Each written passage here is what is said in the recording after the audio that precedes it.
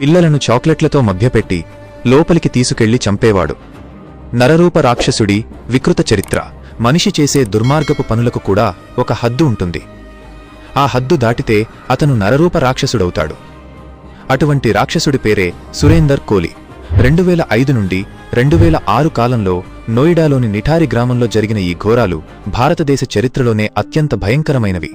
నిఠారి ఒక సాధారణ మురికివాడ. అక్కడ పేద కుటుంబాలు నివసించేవి.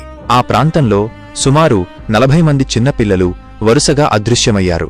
తల్లిదండ్రులు పోలీసులకు ఫిర్యాదు చేసినా వారు పేదవారు కావడంతో పోలీసులు ఆ ఫిర్యాదులను ఏమాత్రం పట్టించుకోలేదు.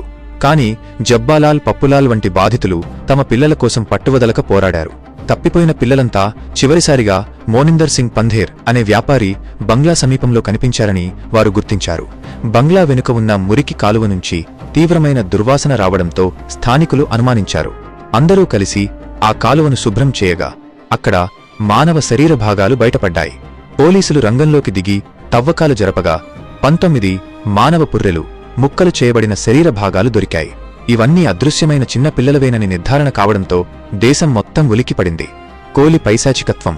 పోలీసుల విచారణలో పంధేర్ పనిమనిషి సురేందర్ కోలి తన నేరాలను అంగీకరించాడు. పిల్లలను చాక్లెట్లతో మభ్యపెట్టి లోపలికి తీసుకెళ్లి చంపేవాడు. ఆపై శవాలను ముక్కలు చేయడం, కొన్ని సందర్భాల్లో నరమాంస భక్షణ, క్యానిబలిజం మరియు మృతదేహాలతో వికృత శృంగారం, నెక్రోఫీలియా వంటి అత్యంత క్రూరమైన పనులకు పాల్పడినట్లు ఒప్పుకున్నాడు. యజమాని పంధేర్ ఆ బంగ్లాను జల్సాల కోసం వాడుకునేవాడు. న్యాయం మరియు ప్రస్తుత స్థితి. ఈ కేసులో కోర్టు మొదట ఇద్దరికీ మరణశిక్ష విధించినప్పటికీ సరైన సాక్ష్యాలు లేవనే కారణంతో పంధేర్ చాలా కేసుల్లో నిర్దోషిగా విడుదలయ్యాడు. ప్రధాన దోషి సురేందర్ కోలికి పడిన మరణశిక్ష విచారణలో జాప్యం మరియు ఇతర కారణాల వల్ల జీవిత ఖైదుగా మారింది. నిఠారి ఉదంతం కేవలం ఒక నేరం మాత్రమే కాదు, అది పోలీసుల వైఫల్యానికి, వ్యవస్థలో ఉన్న వివక్షకు నిదర్శనం.